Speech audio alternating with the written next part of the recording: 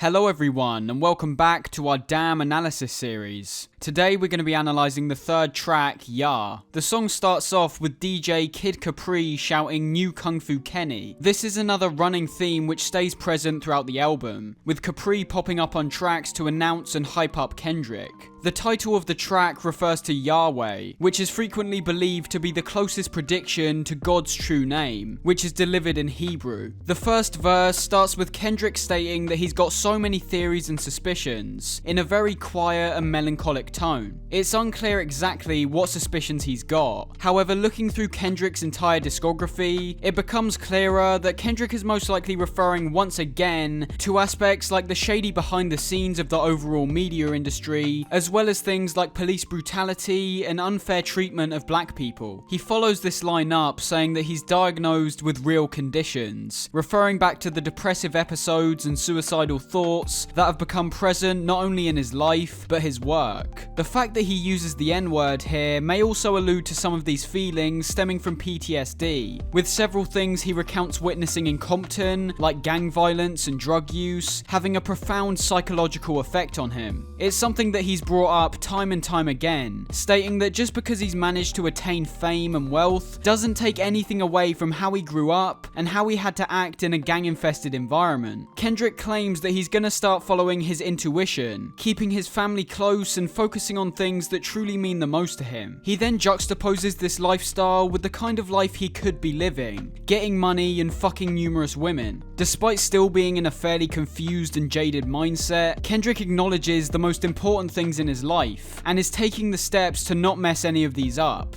In the final part of this verse, Kendrick looks at what his family are telling him about how he's living his life, and both the positive and detrimental elements of it. He recounts his mother telling him he'll end up working himself to death, something that serves as almost a backhanded appraisal. It's undeniable that for someone at Kendrick's level, you need to have a pretty incredible work ethic, with laziness only leading to you being forgotten, and not creating things to your full potential. Kendrick clearly has put so much time and focus into his work that is starting to affect his mental state, which in turn will inevitably end up affecting his work. It's very important to balance these two aspects out, so not only you, but also your work can flourish. Kendrick has noted before that meditation is something that became very important to him, serving as a way for him to take a short breather and let go from all the stresses of the physical world, even if that's just for 30 minutes. It differs depending on who you are, but for Kendrick, these rituals are necessary in order to keep his head together and not let these depressive thoughts creep back inside his mind. He ends the verse by mentioning his wife, Whitney Alford, who warned him to not let any women manipulate him for money or sex. It's clear that his wife is aware of the environment that now surrounds Kendrick, with her still trusting him, but also reminding him to not fall to his temptations. This takes us to the chorus, where Kendrick repeats the lines "Radar's buzzing, yah yah." This links to the final line of the first verse, where he realizes his life has gotten a lot more exciting and filled with opportunities, and checks the signal on his radar to see it's buzzing. Radars are of course used to detect objects, and are often accompanied with a beeping or buzzing sound. Kendrick describes the sound of his radar being yah yah, linking back to the title, and showing that his radar is almost a communication from God, letting him know what his surroundings are, and what the appropriate actions to take are. Going into the second verse, Kendrick starts by directly addressing the media and the kinds of things they ask of him. He describes interviewers wanting to know his thoughts and opinions, which links back to the first line of the first verse, with Kendrick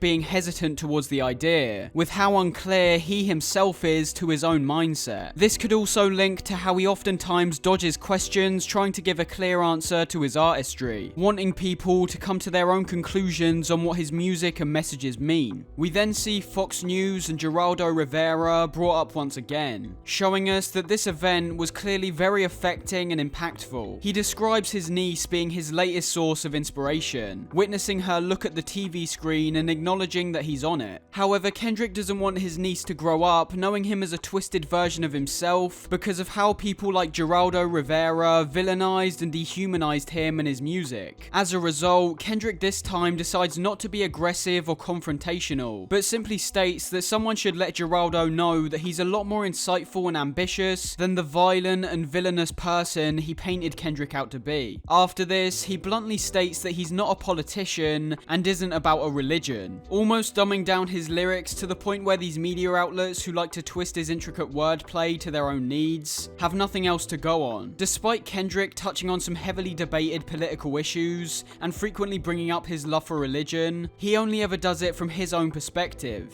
Not once in his entire discography has he ever told his fans to do anything or think a certain way. It's in fact the very opposite that he wants, with Kendrick wanting people to look at and appreciate his work in their own personal way, oftentimes with people taking away several things from his projects that he wouldn't have even initially thought of. He states that he's an Israelite, which is a title given to descendants of the biblical figures Abraham, Isaac, and Jacob. God chose these Israelites for a specific purpose, which was to be the model example of God's way of life for all nations, once again linking back to Kendrick's belief that he was put on earth for the purpose of spreading God's teachings. At the same time, he tells people to not call him black anymore, saying that the word has lost all its meaning in relation to people and is only a colour. Kendrick then brings up his cousin, Carl Duckworth. Someone we'll see crops up much later in the album, over a voicemail which Kendrick describes here. Carl told Kendrick to be aware of his worth, telling him to look at the book of Deuteronomy and become aware of the fact that we're all cursed. We can clearly see Kendrick took his advice, with every song on the album so far making reference to this book in some way. Making our way to the end of this verse, Kendrick is aware of God's presence on earth, referencing Leviticus 26:12, where God describes walking among people and always being present. Despite this seeming like an instant way to enlightenment and reassurance, even for an extremely God-devoted man like Kendrick, there's still many temptations and struggles that have to be tackled constantly. This is what we saw him struggle with on T-Pab, with the character Lucy being representative of the devil, who throughout the album constantly tried to tempt Kendrick into sinning, whether that be a way of thinking or taking certain actions. This links back to the ideas of unity, and how Kendrick just mentioned that we're all cursed. If we all become resistive and repress our feelings and deep thoughts, we'll only become more isolated and ununified, with no good ever coming from a reality like that. Kendrick calls on everyone to confess their sins, feeling like that way we can all realize we suffer with the same temptations and can tackle them as a collective, as opposed to struggling by ourselves. This takes us to the chorus once more, this time with the buzzing not simply being Kendrick's own personal radar, but the ideal unified radar, connecting us all together. This takes us to the next track, Element, which we'll be analysing next time on our Damn Analysis series. Thanks for watching, and if you enjoyed, a like, a subscribe, a share, and a comment would be much appreciated, and supports the channel a bunch. Anyways, hope you guys enjoyed, and I'll see you in the next one.